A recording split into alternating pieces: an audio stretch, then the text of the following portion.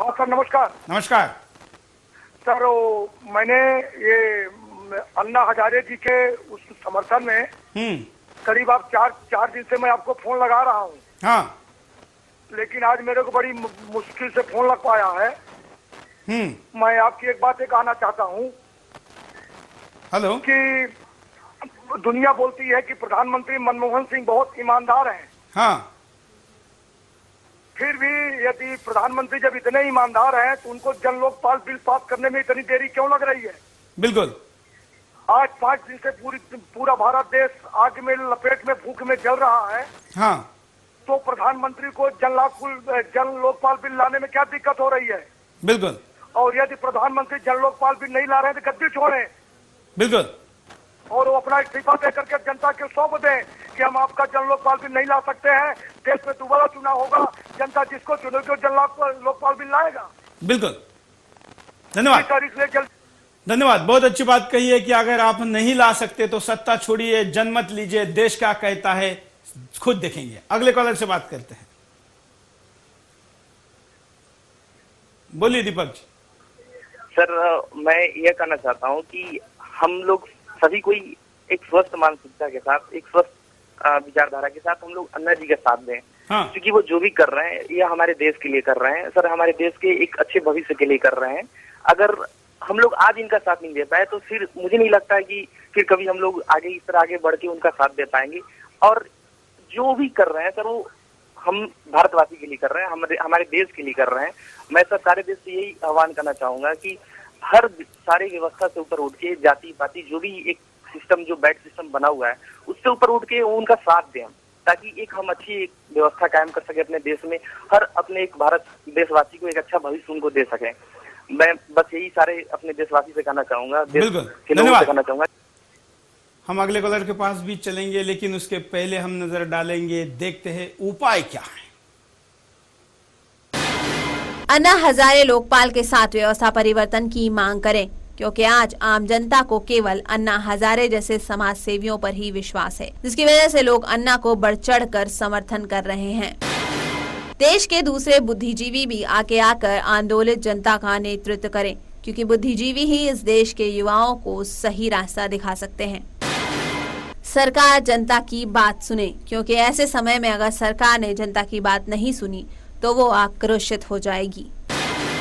संसद आगे आकर अंग्रेजी कानूनों को बदले, क्योंकि अगर संसद ही देश हित के काम नहीं करेगी तो फिर लोकतंत्र का खात्मा हो जाएगा। इसलिए संसद देश हित के कानून बनाए। सरकार संवैधानिक संस्थाओं में दखल बंद करे, क्योंकि अगर सरकार ऐसे ही संवैधानिक संस्थाओं में दखल करती रही तो ये सारी संस्थाएं देश हित के बजाय सरकार के हित के लिए काम करती रहेगी। प्रशासन माफियाओं नहीं, आम आदमियों के लिए काम करे, क्योंकि प्रशासन ऐसा नहीं करता तो देश में गुंडाराज बढ़ जाएगा। इसलिए प्रशासन के लिए सरकार सख्त कानून बनाए। सामने इस पूरे कार्यक्रम को लेकर आए हैं कई एसएमएस को हम आपके सामने नहीं पढ़कर बता पाए, क्योंकि एसएमएस की संख्या ज्यादा है, लेकिन आपका हर एसएमएस हमारा उत्साह बढ़ाता है, कार्यक्रम की दिशा देता है। और हम उस एसएमएस को पढ़ भले ही नहीं पाए, स्क्रीन पर भी चलाते हैं और साथ साथ में sudarshan.tv.com यहाँ पर भी उसको पब्लिश करते हैं। आपकी राय यहाँ पढ़ी भली भी ना जाए, लेकिन इस कार्यक्रम में सम्मिलित की जाती है, इसका आप भरोसा करें। इसके साथ ही हम यहाँ पर आपको एक अमिताभ बच्चन का संदेश दिखाएंगे इस कार्यक्रम में, जो बड़ा रिलेवेंट है। और उसके पहले ये कहेंगे कि आज के कार्यक्रम में भी कुछ प्रायोजकों ने कार्यक्रम को प्रायोजित किया है, हम उनका आभार व्यक्त करेंगे। आप भी प्रायोजक बने, ये समय की मांग है, क्योंकि इस अभियान को, आंदोलन को आगे चलाना है तो सामाजिक सहभाग की यह भी आवश्यकता है। स्क्रीन पर जो नंबर प्रायोजक के लिए दिए गए हैं वहां पर आप फोन कर सकते हैं, हम आपके उसके लिए आभारी रहेंगे। आज के कार्यक्रम में आपने बढ़ चढ़कर हिस्सा लिया, अपनी बात रखी। बात रखने में हम शायद सब परिपूर्ण सारी चर्चा नहीं कर पाए, क्योंकि 1 घंटे में सारी चीजें संभव नहीं होती है, लेकिन फिर भी ऐसे सारे मुद्दों को लिया है जो इस बात के लिए लोगों का मन बनाने में कारगर साबित होगी, जो व्यवस्था परिवर्तन की बात को आगे बढ़ाए। ये सही समय है। ऐसे समय पे अगर, जैसे मैंने पहले भी कहा कि लोहा गर्म है, इस पे हथौड़ा मारना चाहिए। धक्का बैठ चुका है, सिर्फ एक धक्का और दो, यह कहने की स्थिति है। मनमोहन सिंह को इस बात को मानना पड़ेगा या मनमोहन के ऊपर रिमोट चलाने वाले शक्ति को भी इसके प्रति सोचना पड़ेगा। कुछ करना है तो सही समय है, ये मैं बार बार कह रहा हूं। इसका आप ध्यान रखिए और आप जहां भी है, भले दिल्ली नहीं पहुंच पाए, अपनी जगह पर इस विषय के लिए अभियान चलाइए।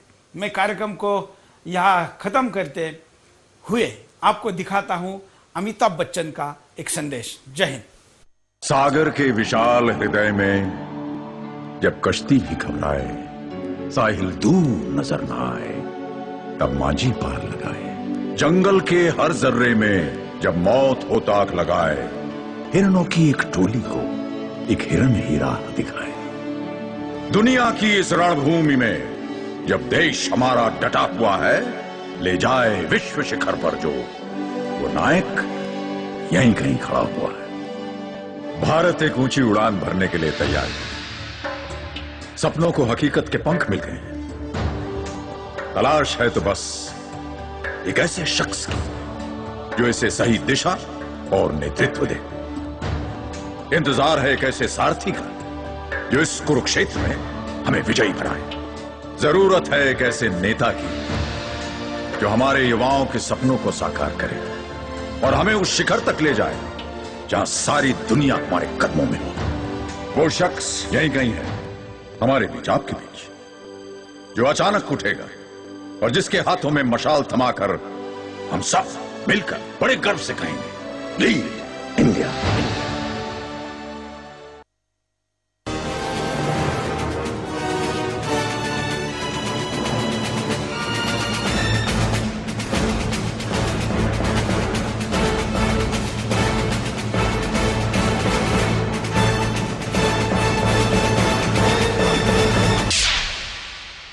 आज के बिंदास बोल के प्रायोजक हैं रमन गुप्ता हरियाणा और सह प्रायोजक हैं राजेश गोयल हिमाचल और अभिषेक राठी दिल्ली। बिंदास बोल को कोई भी नागरिक अपने नाम या व्यवसाय के नाम से प्रायोजित कर सकता है। संपर्क करें 0965427916 7 बिंदास बोल @sudarshan tv.com।